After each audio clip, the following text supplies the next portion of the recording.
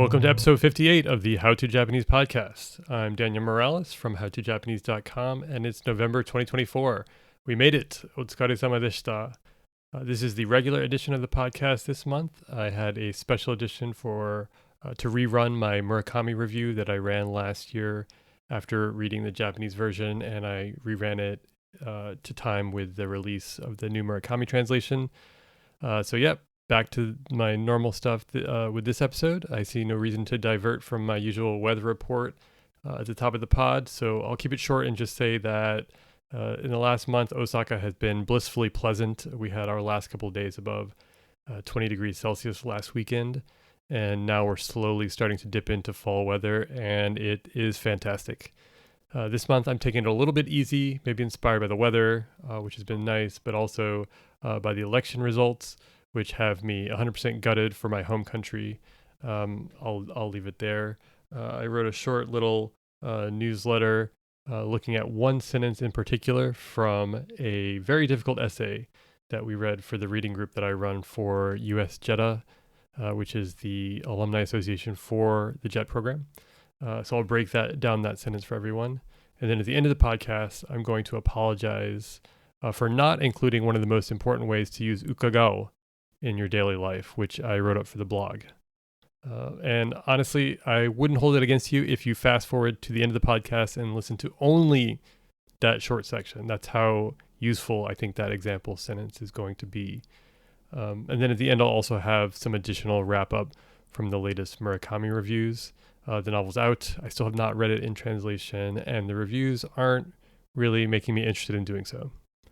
But first, in the newsletter this month, I wrote about giving up. Giving up is a good thing sometimes. In the big picture and in general, I think it's a bad thing. That's pretty obvious. Language learning is fundamentally not giving up on something, just kind of lasting out the ups and the downs that come with the successes and failures required to get to fluency. And language learning in particular is such a gradual accretion of knowledge and experience that not giving up is one of the central aspects. It's really the thing. That's the one thing that you can't do, the one law that you can't break. You can't give up in the middle of hiragana and learn Japanese. You can't give up in the middle of katakana and learn Japanese, or how to read Japanese. You can probably learn how to speak Japanese without that. But even then, you would not want to give up, right? Like you have to keep going. You can't give up at any point in your kanji adventure if you want to be reading, but you probably will give up at some point with the kanji adventure, unless you're a real kanji maniac. But on the micro level, I think giving up can be a really important part of your language learning process. If you've torn off more than you can chew with a particular part of your study, then giving that up and replacing it with something else can be critical.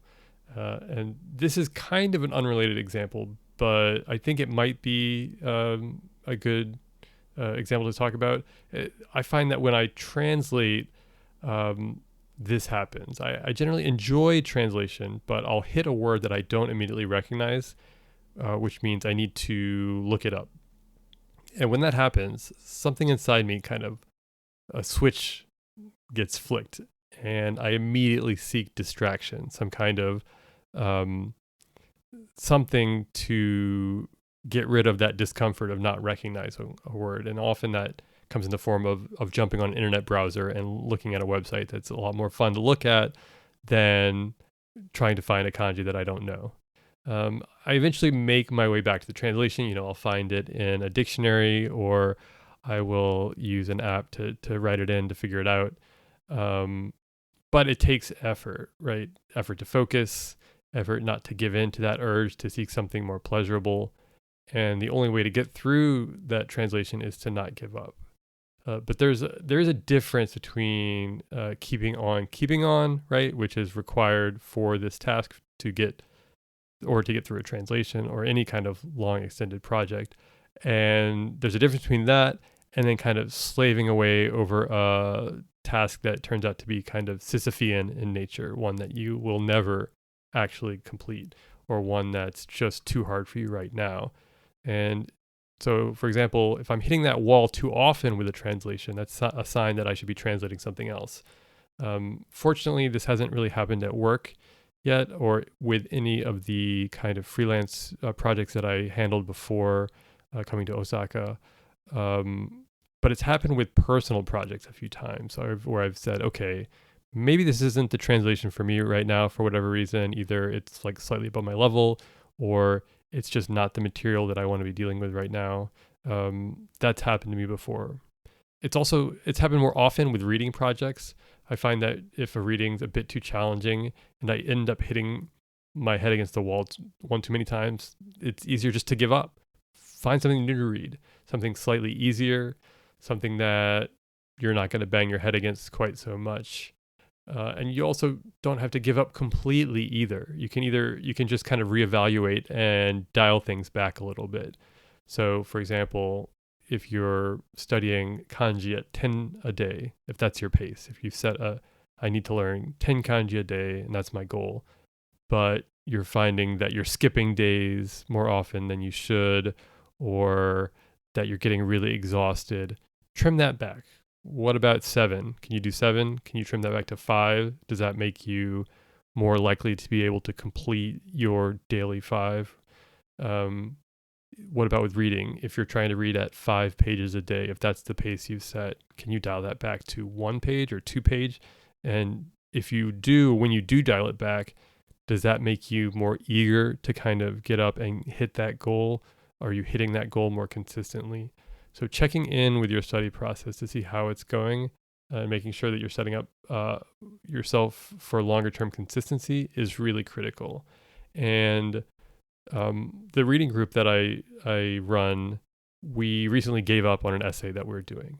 The essay was by Kanai Mieko, and it was titled Mazui.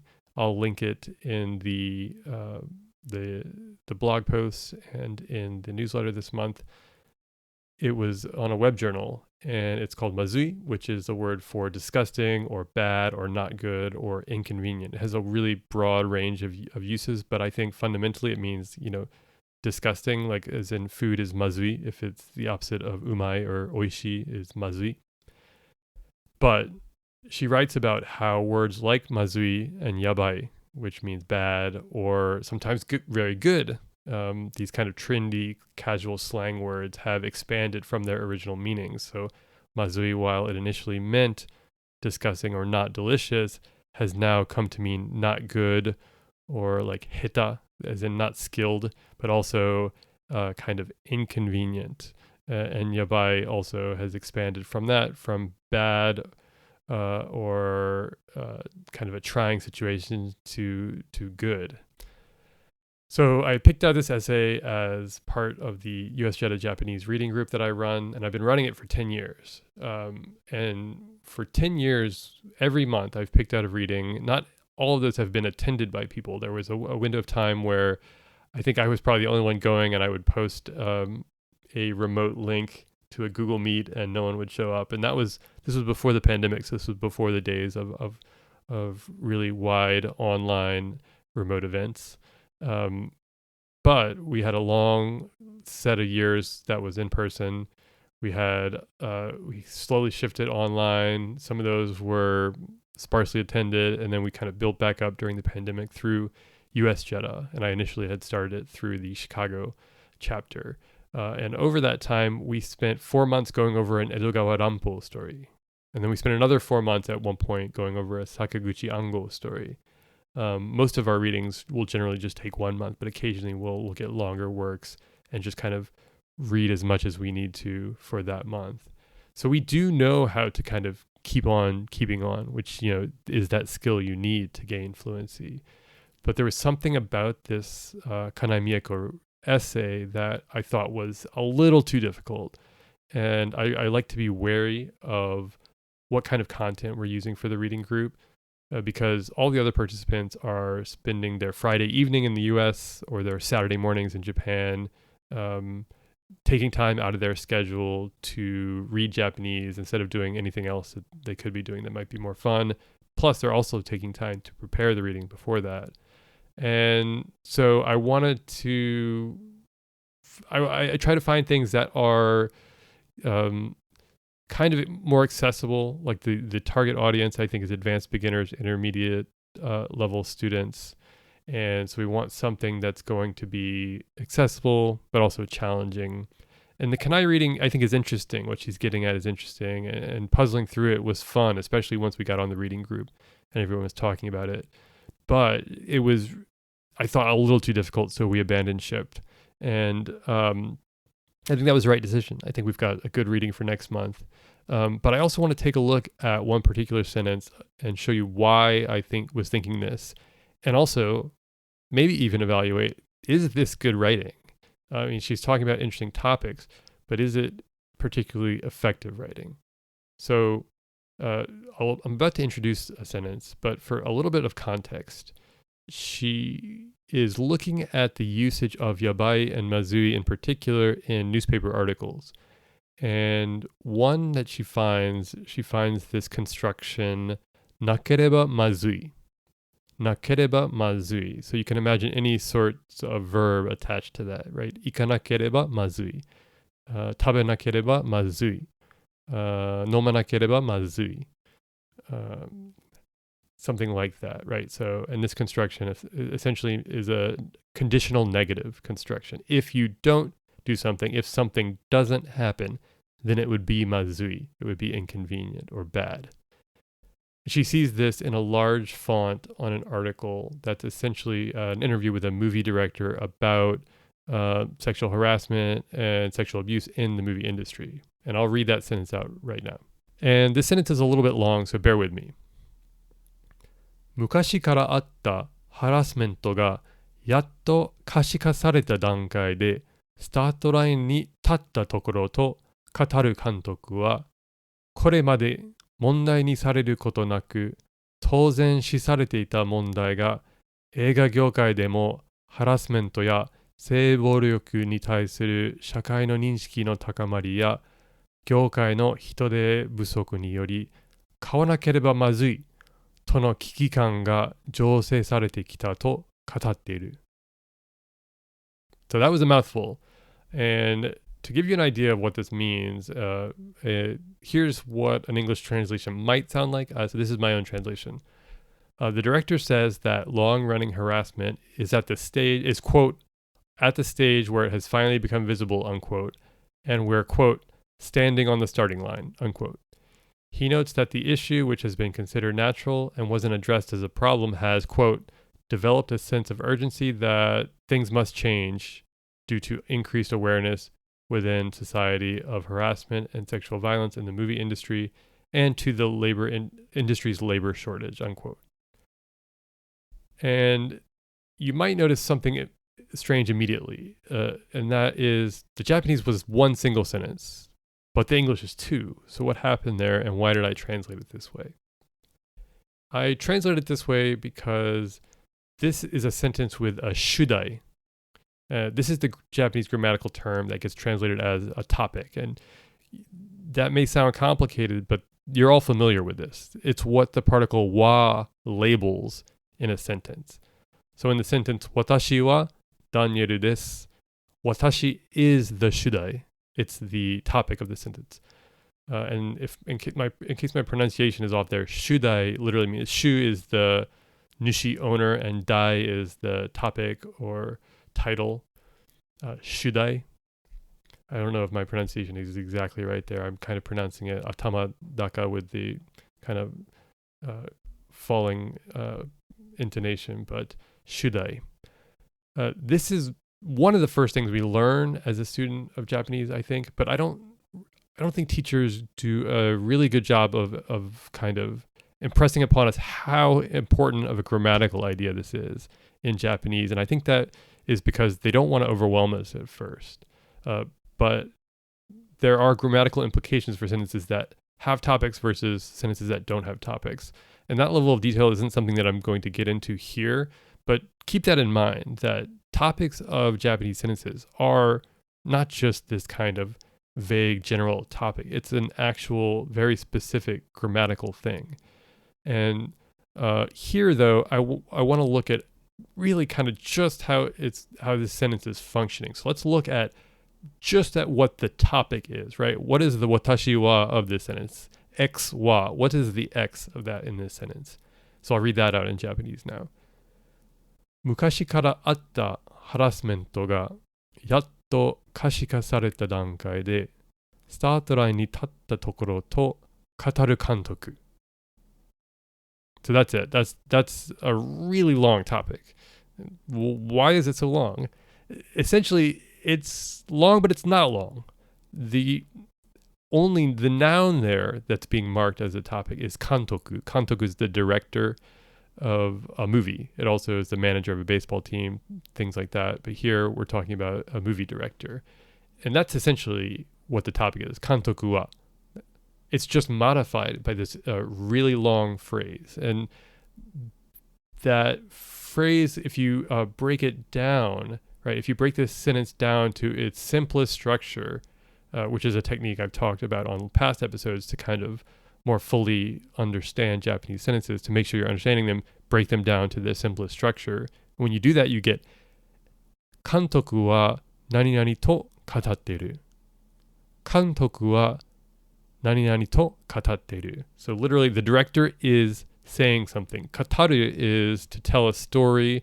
It gets used in news articles or articles, essays like this as literally saying something. Itteru is another way you could say this. Katatteru is another perfectly good way to say it. But that director, which is the topic, the shudai of the sentence, has a long description or modification in front of it, which makes it feel longer. And that's what I talked about for the newsletter this month. Shushoku. This topic has shushoku. It's being shushoku sareteru, right? This is the Japanese grammatical word for description or modification. Shushoku.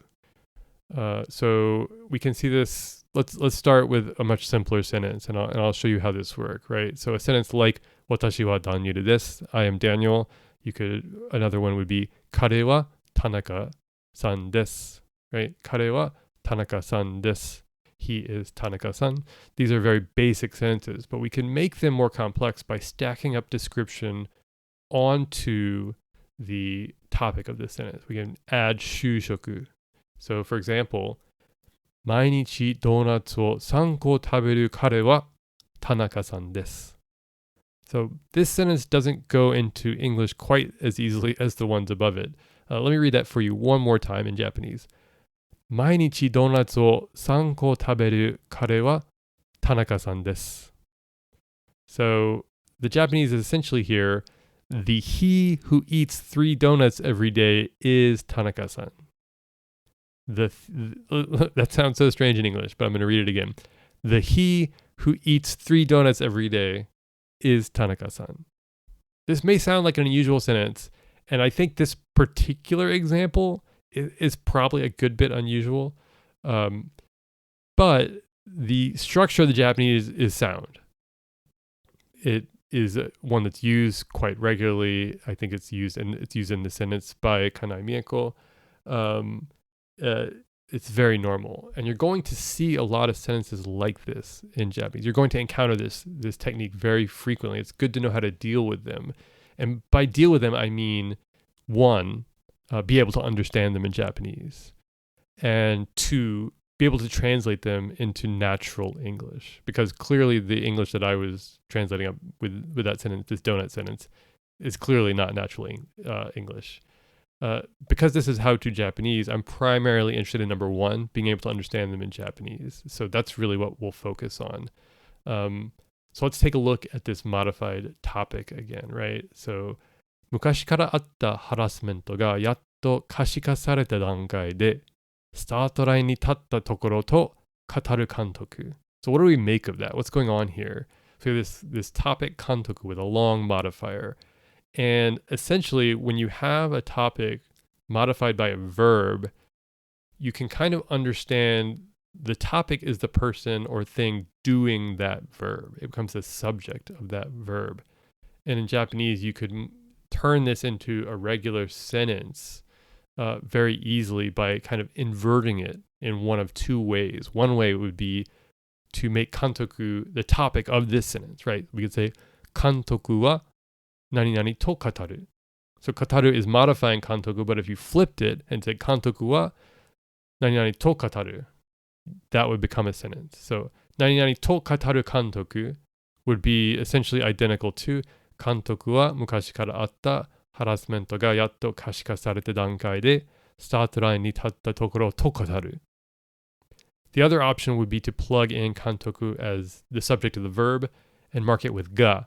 And you would do that, like, I think, ideally right before the verb, because then that would be, because the modifier is so long, it would be more clear, right? So that would sound like, mukashi kara atta harassment ga yatto kashika sarete dankai de start line ni tatta tokoro to kantoku ga kataru. Right? Kantoku ga kataru. Because those are so closely together, there's no mistaking who's doing the action. If you put kantoku ga in front of mukashi, right, instead of kantoku wa, it might be a little bit hard to parse because ga, you're always kind of looking for something a little bit closer. So essentially, what he's saying here, the director's saying a couple things. One, harassment has existed since long ago. Harassment ga mukashi kara atta harassment. Mukashi kara atta harassment. So harassment that existed long ago. He's saying too that it's finally at a stage where it's become more visible. Yatto kashika sareta dankai de. Yatto kashika sareta dankai de. It's finally at a stage where it's become more visible.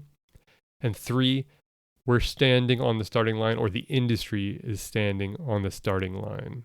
And it kind of implies that they can do something, right? So, start line ni tatta tokoro. Start line ni tatta tokoro.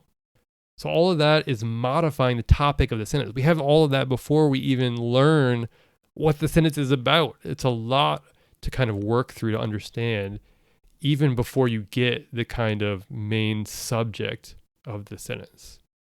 And when you take a step back and look at the fundamental structure of this sentence in particular that Kanai Miyako has given us, you realize that it's got kataru in there twice. So it essentially is saying, nani nani to kataru kantoku wa nani nani to katatteiru. Nani nani to kataru kantoku wa nani nani to katatteiru. So the director says Z, the director that says Z something is saying something. The director that says something is saying something. In English, we obviously don't write sentences that way, which is why I divided it into 2 sentences. In English, right? You essentially make the modification, modifying the topic, a sentence in its own right, and then you continue on with the second sentence. And I think even the Japanese here is not the most like aesthetically pleasing Japanese construction, and that got me thinking, like, is this just bad writing? I don't know. And then I was thinking, well, maybe this sentence isn't supposed to be aesthetically pleasing. Maybe that's not the point of this. Maybe this sentence, the particular goal is just to convey a lot of information. Here she's summarizing and paraphrasing the article that she's talking about. Maybe there's something we can learn here about how to summarize and paraphrase in Japanese. But at the same rate, it wasn't the kind of writing that I wanted to spend another month kind of working through. It's critical to be able to develop the ability as a reader to break down sentences like this, and essentially you're kind of breaking down how things are being modified and described. Japanese in particular has this ability to kind of lump description onto other words in a really easy way that I think we see in this sentence. And in the newsletter, I compare it to Katamari Damacy, that kind of old school PlayStation game where you roll things up, you're kind of rolling and things stick to your giant conglomeration of stuff until it's getting larger and larger, that it conglomerates planets in the entire universe. Japanese sentences have that potential, have a potential to do that in a way that English sentences don't. And so maybe we can appreciate that and at the same time recognize that this wasn't the essay for us. This was one of the easier sentences in that essay, I have to say. There were others that were far more difficult to dissect. And so, yeah, I thought it was best to give up on it for now and to move on to easier content for the December reading group. But I'm glad it gave me this opportunity to talk about this topic in particular. And I hope that that was helpful to show you how you can understand, how you can break down a Japanese sentence and attack it not only from the point of view of understanding what's going on, seeing what their Japanese writer is doing, but also how you might turn that into some natural English. Now on to the iroiro for the month, the kind of grab bag at the end of the podcast, the end of the newsletter.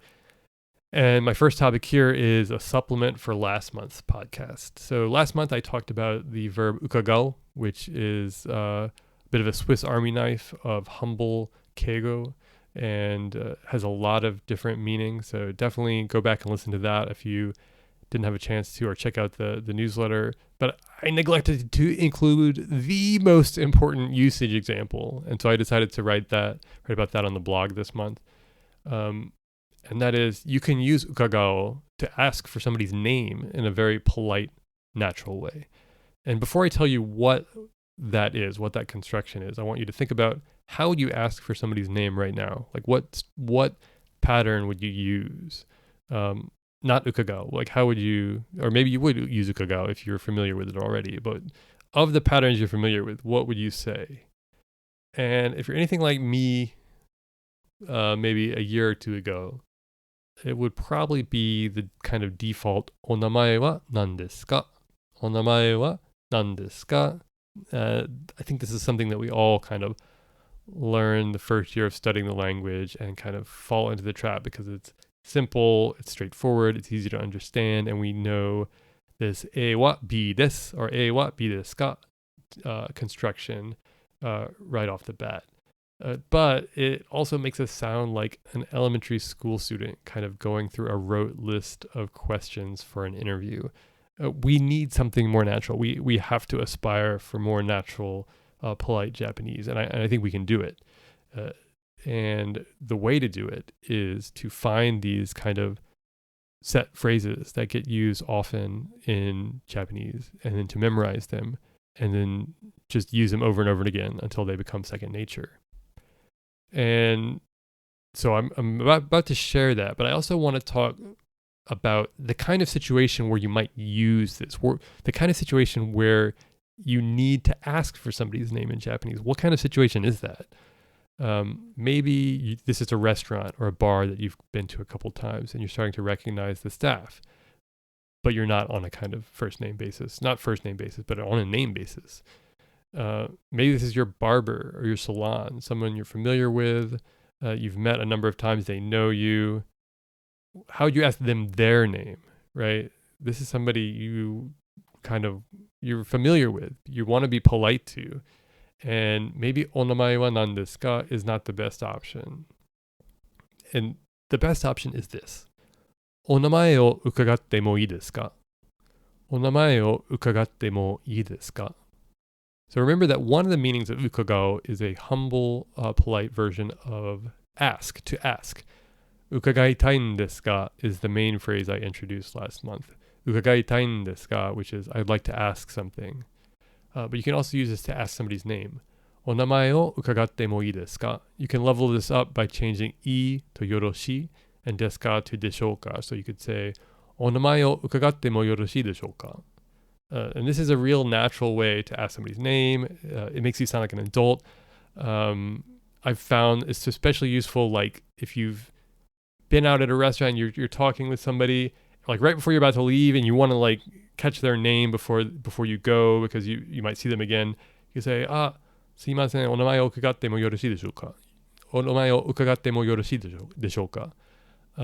Is an extremely effective way to ask someone their name. And I think memorizing this phrase is going to really pay dividends for your life in Japan or life with Japanese. And that brings me to another point, which is, what is the benefit of knowing somebody's name, in particular in Japanese? And sure, yes, you're more familiar with them, you know who they are, you know a little bit more about them, but linguistically, knowing somebody's name in Japanese gives you an additional pronoun. And I know that, and that's kind of like contradictory or maybe not logical thinking, right? Because a name isn't a pronoun, a name's a noun, right? But I think thinking about it as a pronoun demonstrates the way that Japanese uses surnames, right? In English, we would just say you to just about anyone directly, and it's not really like insulting. It's you make politeness with other ways in English, not with the type of you. But in Japanese, right, that's not true. In Japanese, you say something like Tanaka-san can be you. That can be translated as you into English.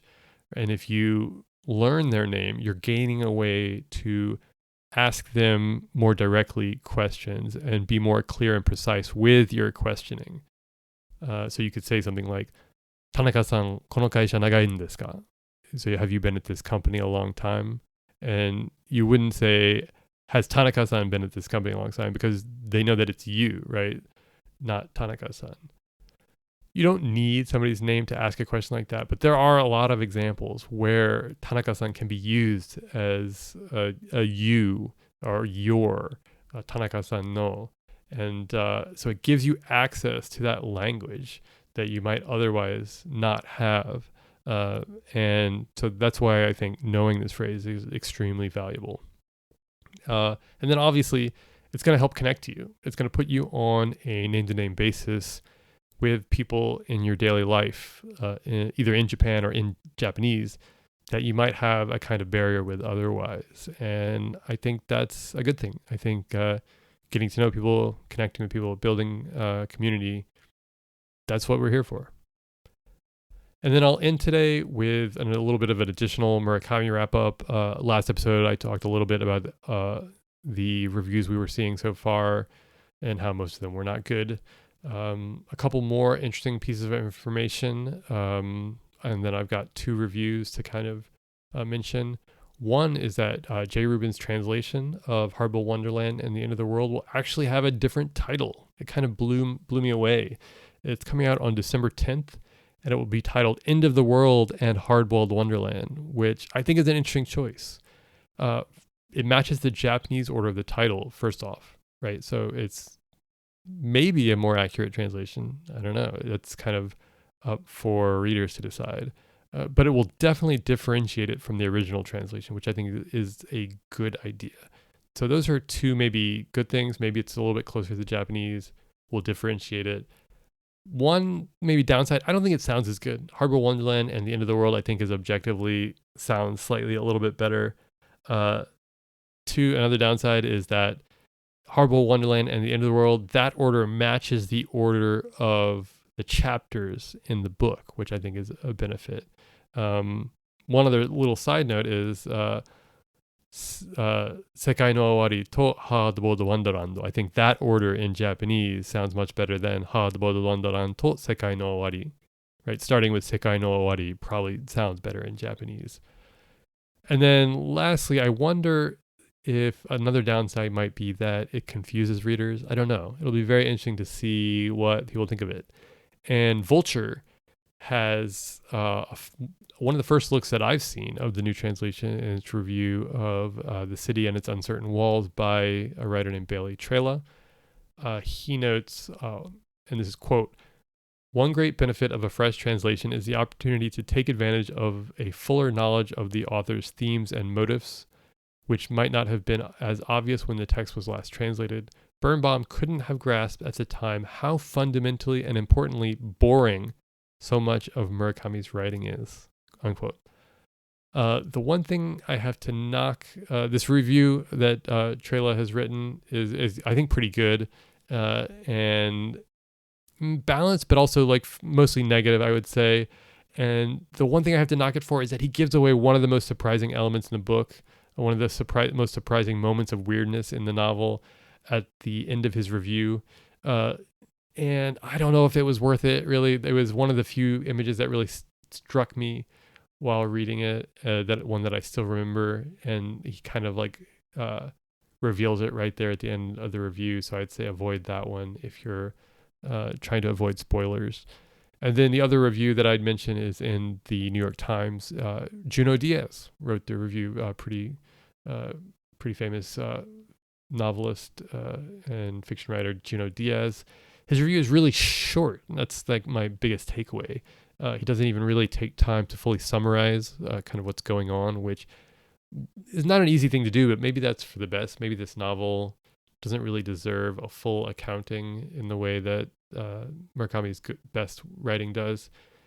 And then he ends it on a pretty negative note, and that is, perhaps we are this quote, perhaps we are witnessing something approaching late style in the stubborn refusal of Murakami to relinquish his easy-to-character Murakami man and plot, and his intransigent, difficult, and contradictory devotion to unfinished business, unquote. Ugh. Oh, and I've got one more review to look at. Also, I would say on the whole pretty negative. It's at the Onion's AV Club, and it's by, I'm going to butcher this pronunciation. You'll have to forgive me. Ignati Vishnevetsky. He has really, I think, he ends his review on one of the most poignant notes about Murakami that I've encountered to date. That's this, quote, as in many of his novels, including the great ones, it all ends up teetering on the edge of incoherence. The shorter third part, which feels like a tacked on epilogue, doesn't help matters. The truth is that the experience of reading a good Murakami novel is not altogether different from the experience of reading an underwhelming one like The City and Its Uncertain Walls. It's a sort of frustration that mimics the inner motives of his protagonists, who are often fruitlessly searching for an answer or a more satisfying ending to some irresolvable plot. The difference is that while Murakami's best work rewards our frustrations and mystifications by revealing something about them, this exercise in self-recycling ends up feeling stagnant. Unquote. Oy, that is damning. I think because right there he kind of fundamentally captures some of Murakami's strongest work, like Norwegian Wood, where you have a character kind of fruitlessly searching for answers within a political and cultural situation that seems completely illogical and hostile to human life. And maybe that's the core at all of Murakami's novels. But at Norwegian Wood, he was able to make it so much more specific that it tells us something more, even if it doesn't resolve anything. So I think really, really well penned there. And I'll put links to all of these in the newsletter and blog posts. So the translation is not really getting reviewed much better than the original work in my opinion. I'm not really planning to read it at this point, unless I find a copy on the ground as I go on my run after this podcast. In which case, yeah, I'd read it then. I will be picking up a new copy of the J. Rubin translation. Probably a digital copy, since the physical copies are 5,000 yen at this point, and also seems like they won't be being delivered until January for some reason. I don't know what's going on there, because, yeah, that seems very strange. Maybe it's just a very limited distribution or something like that of the actual hardcover. I'll probably plan to say something about the translation on the podcast next month, but you can also take a look at my close blog of Hardboiled Wonderland and the End of the World on my website. If you go to howtojapanese.com, along the top you should see Hardboiled Wonderland Project. I put up a blog post for just about every chapter of that book and looked at the Japanese, the translation, how they differ, and then also how Murakami was editing himself, because he put out an initial edition of the work in 1985 and then edited it for the Complete Works publication that came out in 1991, I want to say, 1990 or 1991, as he was putting out his Complete Works collection, the first 10 years of his works. And it's interesting. It really is interesting to see the kind of choices that Birnbaum was making as he translated, and also the kind of very strange edits that Murakami decided were necessary for the updated version. I think Rubin's publication of this translation is going to kick off a conversation about how Murakami's been translated. Obviously, this is not a new conversation. People have been writing about this for a while because we've had several translators of Murakami, and I don't know, though, if Birnbaum's translations have been compared as closely as maybe Rubens and Gabriel's translations have. So it'll be interesting to see how that goes. It's also going to, I think, affect his identity as a writer and some closer look at his strengths and weaknesses as a writer. So stay tuned for that next month. I'll hopefully have a little bit more to say. And thanks for tuning in. Thanks for sticking it through if you've made it this far. And hope you have a good month. Stay warm.